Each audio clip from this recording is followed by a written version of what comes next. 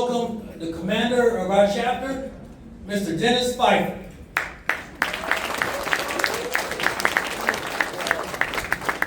Good evening, good evening, good evening. And what a blessing to have each and every one of y'all with us this evening. I want to personally thank each and every one of y'all for coming out. Most of y'all may remember me last year, I was a guest speaker. So time has passed, and these young troopers and seasoned troopers have seen fit to make me the president. So I want to thank y'all personally for coming out, sharing this evening with us. So I had nothing to do with the whole setup or nothing. My first bias, second bias, they kept me out the loop the whole time. They just said show up. So I want to say, hey, let's give them a round of applause. Mark and Alan, I want to thank y'all personally for this thing together, you and your team, and all the troopers that had anything to do with this.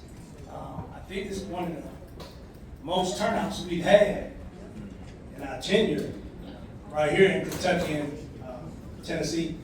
So, hey, give y'all self a round of applause. So, Mark has asked me to introduce our speaker for this evening. And as I was speaking with her a little earlier, I told my wife a little earlier, I said, hey, guest speaker this evening is your home girl. From Virginia? I said, yes. Hey. So all y'all from Virginia, if y'all have not read her bio, Virginia for Lovers. So I won't keep you long. Major Purdie is an Army logistic officer stationed here at Fort Campbell, and I shared with her a little bit. I work on post also. So if she need anything, send one of her little troops down there. She a major. They may get squared away down at range control. She's very passionate about what we're doing this evening. I heard her speak to the first vice about it. And beyond her personal pursuits, she's proud to be a wife to a wonderful man named Jermaine. Please give it up for Jermaine. Sir, thank you for escorting the young lady here this evening. I know it's been a long time, so I would like to introduce the song and present the others. Our guest speaker for 2026, Major Purdie. Ma'am, the floor is yours.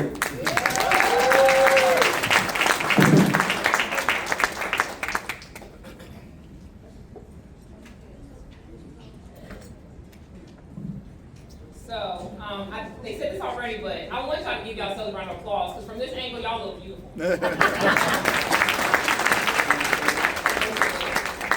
And also, too, I'm going to take some credit. After they said this is the biggest turnout, I'm going to credit myself for that and being the guest speaker tonight. I'll take credit for that. Joke. But also, too, we're here to recognize academic excellence. I don't know if you got the chance to read these two recipients' bios tonight, but they respectfully each have a 3.9 GPA, 3.7 GPA. So let's give them a round of applause. That is amazing. But to get started, good evening, everyone. And I want to first thank the organizers for having me speak here tonight. It's truly an honor to stand in this room and be connected to the legacy of the Buffalo Soldiers. They mentioned earlier about the national statue being at Fort Leavenworth. I had the opportunity of standing in the midst of that monument. It's very powerful. I watched a biography about the artist who created that monument, and that actual place where the monument is the actual grounds where the Buffalo Soldiers stayed while they were at Leavenworth. At the time, they were not able to stay within barracks, and they had to stay on those grounds, and a lot of them passed away because it was so cold. So that artist felt that putting the Buffalo Soldier monument there would put those souls at rest. So if you could ever make your way to Fort Leavenworth, I highly encourage you to go out there. There's also what's called the Circle of First, which highlights every first African-American Black tribute in the Army, from the first West Point graduate to the first 4-star general, and the triple nickel. There's a lot of people being honored there. So if you ever get the chance to go out there, I highly encourage you to go out there. It's very powerful and very meaningful. So I just wanted to throw that out there. We talked about history earlier. But the connection to the legacy of the Buffalo Soldiers, men who served their country with courage, discipline, resilience, during a time when a nation did not always serve them back with the same respect. So tonight I want to speak directly to the youth in the room. because tonight isn't just about history, it's about responsibility. And sometimes when we hear stories about the past, they can feel distant, like something that happened a long time ago that doesn't really connect to our lives today. But the truth is, the opportunities we have today did not appear overnight. They were built through sacrifice, through courage, and people who were willing to stand up, even when it came with consequences. And the Buffalo Soldiers are an example of that sacrifice. They were men who served our country with honor, they fought our wars, they protected our American frontiers, and they built a legacy of service, while still facing discrimination and segregation at home. But they served anyway. They showed discipline anyway. They pushed forward anyway. And because they did, those doors opened that once seemed impossible. There's a line from Jay-Z, My President is Black remix. And I love this line because he talks about history in a very simple but powerful way. He says, Rosa Parks sat so Martin Luther King could walk. And Martin Luther King walked so Barack Obama could run. Barack Obama ran so all the children could fly. So I'm going to spread my wings and fly. This line isn't just poetry, it's history, and it's responsibility. Rosa Parks didn't just sit on a bus, she sat down in resistance. She sat down knowing that there would be consequences to her actions, because she understood something powerful. Sometimes the smallest acts of courage can start a movement. Because Rosa Parks sat, Dr. Martin Luther King Jr. and countless others were able to walk forward for the movement of civil rights. Dr. King marched, he organized, he spoke truth to power, and he did all this knowing that the fight for justice would not be finished in his lifetime. But he walked anyway. He walked so the next generation could run.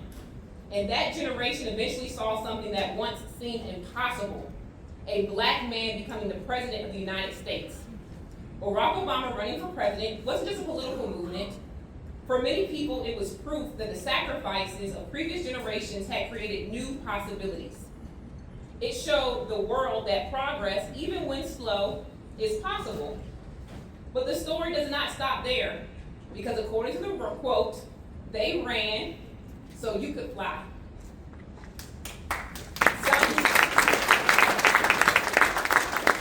Sometimes the youth will hear about civil rights history and think that it happened so long ago and it has nothing to do with them. But let me give y'all a real life example from my own family. The Supreme Court decision, Brown versus the Board of Education, was made May 17, 1954. That decision said that segregation in public schools was unconstitutional. But we all know that the laws and reality aren't always the same thing. So a person in my family was actually a part of the last segregated class in schools where I'm from, and that was in 1971. So in 1971, my family member was still attending an all-black school, and segregation was still a thing. Think about that for a moment. The law changed in 1954, and in 1971, we were still in segregated high schools, right? That's only 17 years. 17 years ago, and that's not ancient history. That's in my family member's lifetime, which means the distance between segregation and opportunity is one generation from many of us in this room. Now, let me speak to the youth again. How often do we think about what our parents do for us? I'm in the youth as well, I would think. Every single day. And how often do we stop to say thank you for the sacrifices that they make for us, make for you? Your parents work hard, they worry about you, they push you, and sometimes they put pressure on you to do better, to stay focused and make good decisions. And sometimes that pressure, best believe I know, can feel frustrating. But let me tell you something that many of y'all won't realize till later in your life. Most of the time your parents were right, you just didn't like the tone they said it. Parents push you because life is not easy. And the world can be tough. The world is tough. Yes, it is. And it's their responsibility to train you up so you can face the world. They correct you, they guide you, and many times they are shielding you from things that you may not even realize. They carry a lot so you can carry less. But even those sacrifices our parents made did not start with them. They are a part of a much longer story. Because our parents sacrificed for us, But before that, our ancestors sacrificed for them. Another history lesson. Slavery in the United States was officially abolished on December 6, 1965, when the 13th Amendment was ratified, ending 246 years of legalized slavery. But again, as we know, freedom does not mean equality. And even after slavery ended, many southern states created what's called black codes, which were designed to control the lives and freedoms of former enslaved people. Those laws were later changed with the Civil Rights Act of 1866, Reconstruction efforts, and it was meant to create and guarantee equal protection under the law. But discrimination did not disappear, it simply changed form. Those restrictions later evolved into Jim Crow laws, which enforced segregation and inequality for nearly another century. Those laws lasted until 1964. Think about that. Our ancestors endured slavery, discrimination, segregation, all so that future generations could have the opportunity they never had. And that future generation is you. So when Jay-Z says, Barack Obama ran so all the children can fly, that means something. Flying does not mean that life is easy.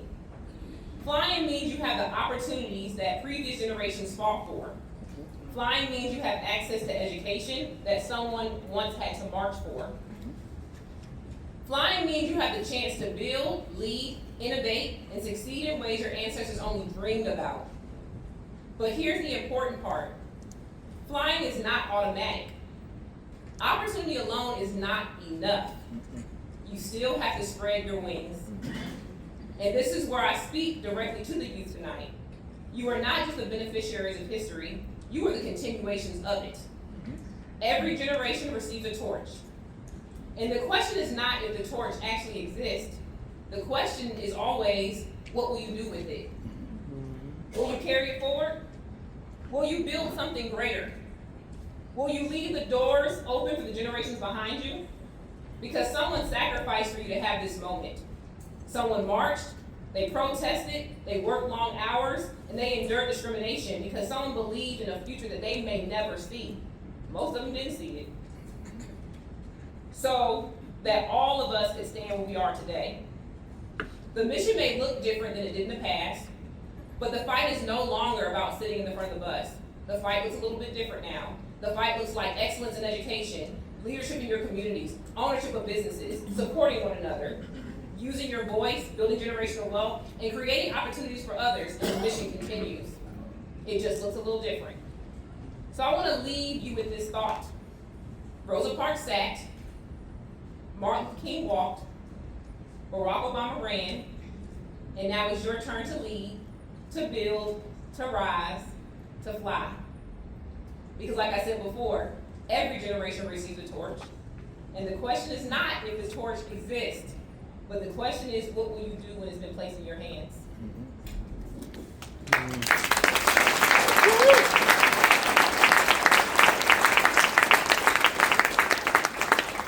Will you carry it forward?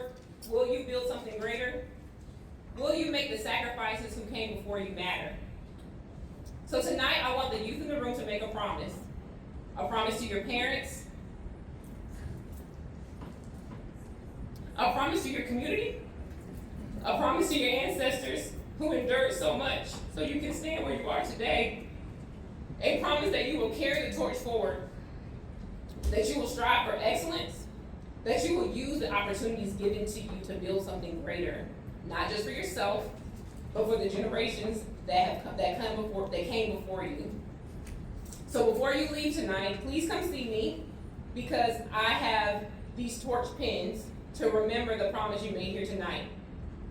Because this will serve as a reminder that you are a part of a much bigger story. A reminder that someone sacrificed for you, and a reminder that now you carry the responsibility to keep the flame burning. So when you wear this pin, I want you to remember the promise you made here tonight. You're making a promise to work hard, to lead with integrity, a promise that you will honor the past by building the future, because the torch is in your hands now. Rosa Parks sat so Martin Luther King could walk, Barack Obama ran, and now it's your turn to fly. Spread your wings and make the generations that came before you proud. Thank you.